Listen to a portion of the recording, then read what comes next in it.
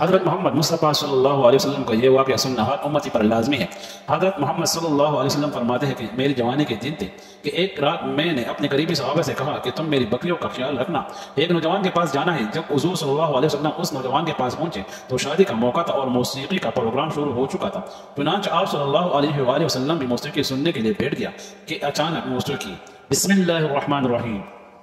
ناظرین، کہا جاتا ہے کہ حضرت عبد المطلب کے لیے کعبہ کے سائے میں ایک قالین بچھایا جاتا تھا، وہ اس پر بیٹھا کرتے تھے۔ اس کا احترام اس قدر تھا کہ کوئی اور اس قالین پر بیٹھا نہیں تھا، چنانچہ ان کے بیٹے اور قریش کے سردار اس قالین کے چاروں طرف بیٹھتے تھے، لیکن رسول اللہ صلی اللہ علیہ وآلہ وسلم وہاں تشریف لاتے تو سیدھا اس قالین پر بیٹھ جاتے۔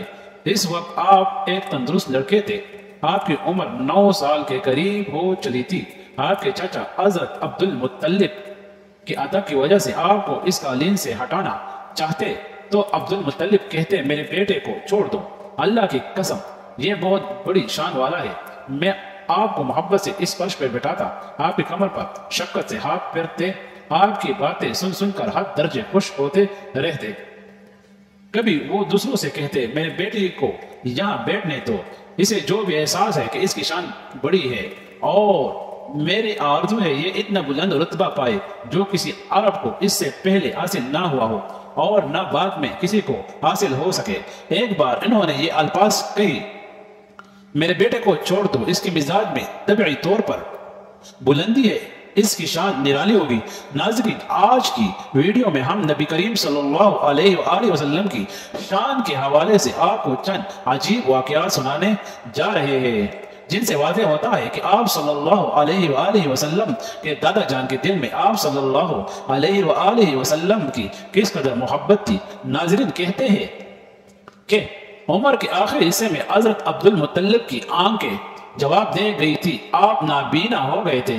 ایسی حالت میں ایک روز وہ اس قالین پر بیٹھے تھے کہ آپ صلی اللہ علیہ وآلہ وسلم تشریف لے آئے اور سیدھا اس قالین پر جا بیٹھے۔ ایک شخص نے آپ کو اس قالین سے کھینچ لیا، اس پر آپ صلی اللہ علیہ وسلم رونے لگے۔ آپ کے رونے کی آواز سن کر حضرت عبد المطلب بے چین ہوئے اور بولے میرا بیٹا کیوں رو رہا ہے؟ اس شخص نے بتایا آپ کے قالین پر بیٹھنا چاہتا ہے، ہم نے اسے قالین سے اتار دیا۔ یہ سن کر حضرت عبد المطلب نے کہا میرے بیٹے کو قالین پر بیٹھنے دو، یہ اتنا رتبہ جانتا ہے، میری دعا ہے کہ یہ اس رتبے کو پہنچے جو اس سے پہلے کسی عرب کو نہ ملا ہو، اس کے بعد کسی کو نہ ملے۔ اس کے بعد پھر کسی نے آپ کو قالین پر بیٹھنے سے نہیں روکا۔ روایات میں آتا ہے کہ ایک روز بنو مدلج کے کچھ لوگ حضرت عبد المطلب سے ملنے کے لیے آئے۔ ان کے پاس اس وقت آپ صلی اللہ علیہ وسلم بھی تشریف فرما تھے۔ بنو مدلج کے لوگوں نے آپ کو دیکھا، یہ لوگ قفا شناس تھے، یعنی آدمی کا چہرہ دیکھ کر اس کے مستقبل کے بارے میں اندازے بیان کرتے تھے۔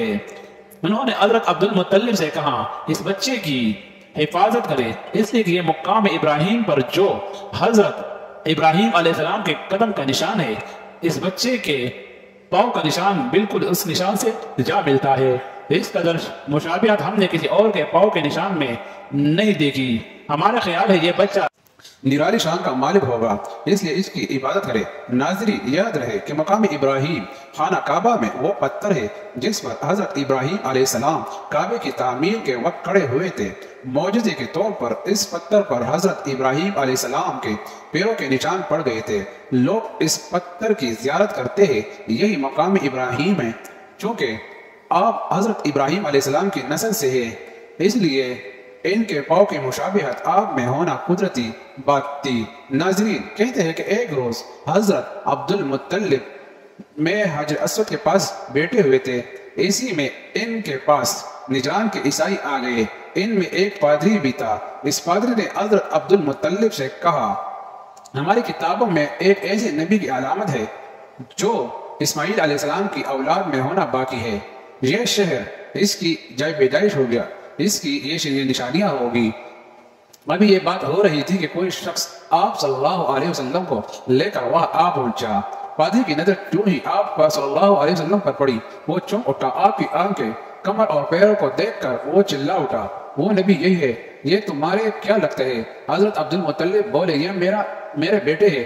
اس پر وہ پادری بولے وہ تب یہ وہ نہیں، اس لیے کہ ہماری کتابوں میں لکھا ہے کہ اس کے والد کا انتقال اس کی پیدائش سے پہلے ہو جائے گا۔ یہ سن کر حضرت عبد المطلب بولے یہ دراصل میرا پوتا ہے، اس کے باپ کا انتقال اس وقت ہو گیا تھا جب یہ پیدا بھی نہیں ہوا تھا۔ اس پادری بولا ہاں یہ بات ہونا، آپ اس کی پوری طرح عبادت کریں۔ ناظرین، کہا جاتا ہے کہ حضرت عبد المطلب کی آپ سے بہت محبت کا یہ عالم تھا کہ کھانا پینا بیٹھتے تو کہتے میرے بیٹے کو لے آؤ، آپ تشریف لاتے تو حضرت عبد المطلب آپ کو اپنے پاس بٹھاتے، آپ کو اپنے ساتھ کھلاتے۔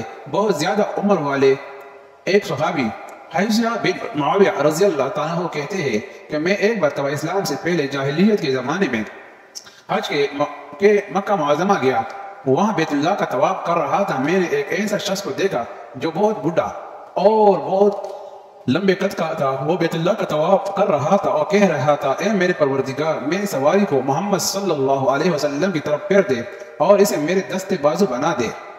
میں نے اس بڑھے کو جب یہ اشعار پڑھتے سنا تو لوگوں سے پوچھا یہ کون ہے؟ لوگوں نے بتایا یہ عبد المطلب بن ہاشم ہے، انہوں نے اپنے پودے کو اپنے ایک اونٹ کی تلاش میں بھیجا ہے، وہ اونٹ گم ہو گیا ہے اور وہ پوتا ایسا ہے جب بھی کسی گمشدہ چیز کی تلاش میں اسے بھیجا جاتا ہے تو وہ چیز لے کر ہی آتا ہے۔ پوتے سے پہلے یہ اپنے بیٹے کو اس اونٹ کی تلاش میں بیچ چکے تھے لیکن وہ ناکام لوٹ آئے ہیں۔ اب چونکہ پوتے کو گئے ہوئے دیر ہو گئی ہے اس لیے پریشان ہے اور دعا مانگ رہے ہیں۔ تھوڑی دیر گزر تھی کہ میں نے دیکھا کہ آپ صلی اللہ علیہ وسلم اونٹ کو لیے تشریف لائے رہے ہیں۔ حضرت عبد المطلب نے آپ کو دیکھ کر کہا میرے بیٹے، میں تمہارے لیے اس قدر فکر مند ہو گیا تھا کہ شاید اس کا اثر کبھی میرے دل سے نہ جائے۔ ناظرین، آپ کو پتہ چلے کہ حضرت عبد المطلب کی بیوی کا نام رقیہ بنت ابو سفیہ تھا۔ وہ کہتی ہے قریش کئی سال سے سخت خاکساری کا شکار تھے، بارش بالکل بند تھی، سب لوگ پریشان تھے۔ اس زمانے میں میں نے ایک خواب دیکھا، کوئی شخص خواب میں کہہ رہا تھا اے قریش کے لوگوں، تم میں سے ایک نبی ظاہر ہونے والا ہے، اس کے ظہور کا وقت آ گیا ہے، اس کے ذریعے تمہیں زندگی ملے گی، یعنی خوب بارشیں ہوگی، سرسبز اور شادابی ہوگی۔ تم اپنے لوگوں میں سے ایک ایسے شخص تلاش کرو جو لمبے قد کا ہو، گورے رنگ کا ہو، اس کی پلکیں گنی ہو، بوندیا اور ابرو ملے ہوئے ہو۔ وہ شخص اپنے تمام اولاد کے ساتھ نکلے اور تم میں سے ہر خاندان کا ایک آدمی نکلے، سب پاک صاف ہو اور خوشبو لگائے، حجر اسود کو بوسہ دے، پھر سب جبل ابو قیس پر چڑھ جائے۔ پھر وہ شخص جس کا حلیہ بتایا گیا تھا آگے بڑھے اور بارش کی دعا مانگی اور تم سب آمین کہو تو بارش ہو جائے گی۔ صبح ہوئی تو رقیہ نے اپنے یہ خواب قریش سے بیان کیا، انہوں نے ان نشانیوں کو تلاش کیا تو سب کی سب حضرت عبد المطلب میں ملی گئی۔ چنانچہ سب ان کے پاس جمع ہوئے، ہر خاندان سے ایک ایک آدمی آیا، ان سب نے شرط پوری کی۔ ان کے بعد سب ابو قیس پہاڑ پر چڑھ گئے، ان میں نبی کریم صلی اللہ علیہ وآلہ وسلم بھی تھے۔ آپ اس وقت نوعمر تھے۔ پھر حضرت عبد المطلب آگے بڑھے اور انہوں نے یوں دعا کی، اے اللہ، یہ سب تیرے غلام ہیں، تیرے غلاموں کی اولادیں ہیں، تیرے باندیاں ہیں اور تیرے باندیوں کی اولاد ہیں۔ ہم پر جو برا وقت آ پڑا ہے تو دیکھ رہا ہے، ہم مسلسل قحط سالی کا شکار ہے۔ اب اونٹ، گائے، گھوڑے، خچر اور گدھے سب کچھ ختم ہو چکے ہیں اور جانوروں پر بند آئی ہے، اس لیے ہماری یہ خوشحالی ختم فرما دے، ہمیں زندگی اور سرسبز اور شادابی عطا فرما دے۔ روایات میں آتا ہے کہ ابھی یہ دعا مانگ ہی رہے تھے کہ بارش شروع ہو گئی، وادیاں پانی سے بھر گئی، لیکن اس بارشوں میں بہت عجیب بات یہ ہوئی، وہ عجیب بات یہ کی کہ قریش کو یہ سیرابی ضرور حاصل ہو گئی مگر یہ بارش قبیلہ قیس اور قبیلہ مزر کے قریبی بستیوں میں بالکل نہ ہوئی۔ اب لوگ بہت پریشان ہوئے کہ یہ کیا بات ہوئی، ایک قبیلے پر بارش اور آس پاس کے سب قبیلے بارش سے محروم، تمام قبیلوں کے سردار جمع ہوئے۔ اس سلسلے میں بات چیت شروع ہوئی۔ ایک سردار نے کہا کہ ہم زبردستی قحط سالی اور خوشحالی کا شکار ہے، جبکہ قریش کو اللہ تعالیٰ نے وعدہ عطا کی، یہ حضرت عبد المطلب کی وجہ سے ہوا ہے، اس لیے ہم سب ان کے پاس چلتے ہیں، اگر وہ ہمارے لیے دعا کر دے تو شاید اللہ ہمیں بھی بارش دے دے۔ یہ مشورہ سب کو پسند آیا، چنانچہ یہ لوگ مکہ معظمہ میں آئے اور حضرت عبد المطلب سے ملے۔ انہوں نے سلام کیا، پھر ان کے سے کہا، اے عبد المطلب، ہم کئی سالوں سے خوش سالی کا شکار ہے، ہمیں آپ کی برکت کے بارے میں معلوم ہوا ہے، اس لیے مہربانی فرما کر آپ ہمارے لیے بھی دعا کرے۔ اس لیے اللہ تعالیٰ آپ کی دعا سے قریش کو بارش عطا کی ہے۔ ان کی اس بات کی سن کر حضرت عبد المطلب نے کہا، اچھی بات ہے، میں کل میدان عرفات پہ آپ لوگوں کے لیے دعا بھی کروں گا۔ دوسرے دن صبح سویرے حضرت عبد المطلب میدان عرفات کی طرف روانہ ہوئے۔ ان کے ساتھ دوسرے لوگوں کے علاوہ ان کے بیٹے اور اللہ کے رسول صلی اللہ علیہ وآلہ وسلم بھی تھے۔ عرفات کے میدان میں حضرت عبد المطلب کے لیے ایک کرسی بچھائی گئی، وہ اس پر بیٹھ گئے۔ نبی کریم صلی اللہ علیہ وآلہ وسلم کو انہوں نے گود میں بٹھا لیا، پھر انہوں نے ہاتھ اٹھا کر یوں دعا کی، اے اللہ، چمکنے والی بجلی کے پروردگار اور کڑکنے والی گرج کے مالک، پالنے والے اور مشکلات کو آسان کرنے والے، یہ قبیلہ قیس اور قبیلہ مظہر کے لوگ ہیں، یہ بہت پریشان ہے، ان کے کمر جھک گئی ہے، یہ تجھ سے اپنی لاچاری بے کسی کی فریاد کرتے ہیں اور جان و مال کی بربادی کی شکایات کرتے ہیں، پس اے اللہ ان کے لیے خوب برسنے والے بادل بھیجے اور رحمان سے ان کے لیے رحمت عطا فرما، تاکہ ان کی زمینیں سرسبز ہو جائے اور ان کی تکلیف دور ہو جائے۔ کہتے ہیں کہ حضرت عبد المطلب ابھی یہ دعا کر ہی رہے تھے کہ ایک سیاہ بادل اٹھا، حضرت عبد المطلب کی طرف آیا اور ان کے بعد ان کا قبلہ قیس اور بنو مظہر کی بستیوں کی طرف ہو گیا۔ یہ دیکھ کر حضرت عبد المطلب نے کہا، اے گروہ قریش اور مظہر، جاؤ، تمہیں سے آبی حاصل ہو گئی ہے۔ چنانچہ یہ لوگ جب اپنی بستیوں میں پہنچے تو وہاں بارش شروع ہو چکی تھی۔ سبحان اللہ۔ ناظرین، یہ سب برکات نبی کریم صلی اللہ علیہ وآلہ وسلم کی ذات کی موجودگی کی وہ وجہ سے تھی، جس دعا میں اللہ کے محبوب، اللہ کے حبیب صلی اللہ علیہ وسلم کی آمین شامل ہو، اور وہ دعا قبول نہ ہو، یہ کیسے ہو سکتا ہے؟ اور دوسری عام بات جو معلوم ہوئی ہے وہ یہ کہ اسلام سے پہلے بھی قریش اور عرب کے لوگ اللہ ہی سے اپنے مسائل کے لیے دعا مانگا کرتے تھے، مطلب یہ کہ وہ اللہ کو ماننے والے تھے۔ ناظرین، اس واقعے سے نبی کریم صلی اللہ علیہ وآلہ وسلم کی شان کے ساتھ آپ صلی اللہ علیہ وآلہ وسلم کے خاندان کی شان بھی واضح ہوتی ہے کہ اللہ تعالیٰ کی طرف سے آپ کی دادی جان کو خواب آنا اور پھر آپ کے دادا جان کا اللہ کے بارگاہ میں سوال کر رہا اور ان کی دعاؤں کا قبول ہونا، یہ سب خاندان نبوت صلی اللہ علیہ وسلم کی شان کو ظاہر کرتا ہے۔ روایات میں آپ صلی اللہ علیہ وسلم کی شان کے حوالے سے ایک اور واقعہ یوں آتا ہے، جبکہ نبی کریم صلی اللہ علیہ وآلہ وسلم کی 7 سال کے ہو چکے تھے تو آپ کی آنکھیں دکھنے کو آ گئی۔ مکہ میں آنکھوں کا علاج کروایا گیا لیکن افاقہ نہ ہوا۔ حضرت عبد المطلب سے کسی نے کہا کہ اوقاس کے بازار میں ایک راہب رہتا ہے، وہ آنکھوں کی تکلیف کا علاج کرتا ہے۔ حضرت عبد المطلب آپ کو اس کے پاس لے گئے، جس کی عبادتگاہ کا دروازہ بند تھا۔ انہوں نے اسے آواز دی، راہب نے کوئی جواب نہ دیا۔ اچانک عبادت گاہ میں شدید زلزلہ آیا، راہب ڈر گیا کہ کئی عبادت خانہ ان کے اوپر نہ گر پڑے، اس لیے ایک دم باہر نکل آیا۔ اب اس نے آپ کو دیکھا تو چونک اٹھا۔ اس نے کہا، اے عبد المطلب، یہ لڑکا اس امت کا نبی ہے، اگر میں باہر نہ نکل آتا تو یہ عبادت کا ضرور مجھ پر گر پڑتی۔ اس لڑکے کو فوری واپس لے جاؤ اور اس کی حفاظت کرو، کہیں یہودی یا عیسائی میں سے کوئی اسے قتل نہ کر دے۔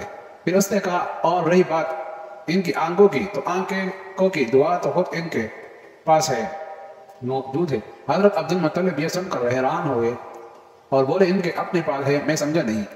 ہاں، ان کا لعاب دہن ان کی آنکھوں میں لگائی ہے۔ انہوں نے ایسا ہی کیا، آنکھیں فوری ٹھیک ہو گئی۔ ابن اسحاق بقی اور ابن اسحاق رحمۃ اللہ علیہ نے حضرت علی رضی اللہ تعالیٰ عنہ سے روایت نقل کی، میں نے رسول خدا صلی اللہ علیہ وسلم کو فرماتے سنا کہ میں جاہلیت کی رسوم بد اولاد کی طرف کبھی بھی متوجہ نہیں ہوا سوائے 2 راتوں کے، اور ان 2 راتوں میں اللہ تعالیٰ نے مجھے بے خطا اور معصوم رکھا۔ ایک رات کا واقعہ تو یہ ہے کہ مکہ کے چند نوجوان اور میں یعنی آپ صلی اللہ علیہ وسلم اپنے گھر کی بکریوں کے ریوڑ میں تھے۔ میں نے اپنے ساتھی سے کہا ذرا میری بکریوں کی نگرانی کرنا تاکہ میں مکہ جا کر نوجوانوں کا شوال دیکھوں۔ اس نے کہا اچھا ٹھیک ہے۔ پھر میں آبادی کی طرف آیا اور پہلے ہی گھر میں موسیقی کی آوازوں میں نے سنی۔ پوچھا یہ آواز کیسی ہے؟ کسی نے بتایا کہ یہ شادی کا سلسلہ ہے۔ میں موسیقی سننے کے لیے بیٹھ گیا۔ اللہ تعالیٰ نے میرے کانوں کا تپایا اور میں سو گیا، حتیٰ کہ دوسرے روز سورج کی آمد پر اس کے شعاع نے مجھے بیدار کر دیا۔ میں اٹھ کر اپنے ساتھیوں کے پاس گیا۔ اس نے پوچھا اتنی لمبی وقت تم نے کیا کرتے رہے؟ میں نے اس کو پوری اب بدی سنائی۔ دوسری رات پھر میں نے اپنے ساتھی سے کہا کہ میری بکریوں کا خیال رکھنا، میں جا کر کچھ شغل کروں۔ اس نے اقرار کیا اور میں مکہ شہر کی طرف روانہ ہو گیا۔ یہاں آ کر میں نے موسیقی کی ویسی ہی آواز سنی جیسے میں نے گزشتہ رات سنی تھی۔ میں دیکھنے کے لیے بیٹھ گیا۔ پھر قدرت نے میرا کانوں کا تپایا اور میں سو گیا، یہاں تک کہ دوسرے دن دھوپ نے مجھے جگایا۔ پھر میں لوٹ کر اپنے ساتھیوں کے پاس آیا۔ اس نے پوچھا کہ تم نے کیا کیا؟ میں نے کہا میں کچھ بھی نہیں، اور ساری صورتحال بتائی۔ اس کے بعد میں نے نہ کبھی ایسا ارادہ کیا اور نہ مجھے کوئی راغب ہوئی، یہاں تک کہ اللہ تعالیٰ نے مجھے نبوت سے سرفراز فرمایا۔ حضرت جابر رضی اللہ تعالیٰ عنہ سے روایت ہے کہ خانہ کعبہ کی تعمیر ہوئی تو نبی کریم صلی اللہ علیہ وسلم اور حضرت عباس رضی اللہ تعالیٰ عنہ پتھر اٹھا کر لانے لگے۔ حضرت عباس رضی اللہ تعالیٰ عنہ نے آپ سے کہا اتنا تہبند اتار کر کندھوں پر رکھ لو تاکہ تمہارے کندھے پتھروں سے محفوظ رہے۔ چنانچہ آپ صلی اللہ علیہ وسلم نے اپنا تہبند کھول کر کندھوں پر رکھ ہی تاکہ اتنے میں آپ زمین پر گر پڑ گئے اور آنکھیں آسمان میں لگ گئی۔ پھر آپ اٹھے اور فرمانے لگے میرا تہبند، اور فوراً آپ صلی اللہ علیہ وسلم نے تہبند باندھ لیا۔ حضرت عباس رضی اللہ تعالیٰ عنہ فرماتے ہیں کہ اچانک آپ بے ہوش ہو کر گر پڑے۔ میں دوڑتا ہوا آیا تو آپ کی نگاہیں آسمان میں پیوست تھی۔ میں نے کہا اے بھتیجے تمہاری حالت کیا ہے؟ آپ صلی اللہ علیہ وآلہ وسلم نے فرمایا مجھے روک دیا گیا ہے کہ میں برہم ہو کر چلوں۔ اس کے بعد آپ صلی اللہ علیہ وسلم کبھی رعا نہ ہوئے۔ حضرت عباس رضی اللہ تعالیٰ عنہ کہتے ہیں کہ میں نے آپ کی بات نوٹ کر لی کہ اس کے بعد آپ کبھی رعا نہیں ہوئے۔ اللہ تعالیٰ نے آپ صلی اللہ علیہ وسلم کی رسالت کا اظہار کر دیا۔ اللہ پاک ہمیں دین کا پیروکار بنائے اور ہمیں نیکوکاروں میں شامل کرے، آمین۔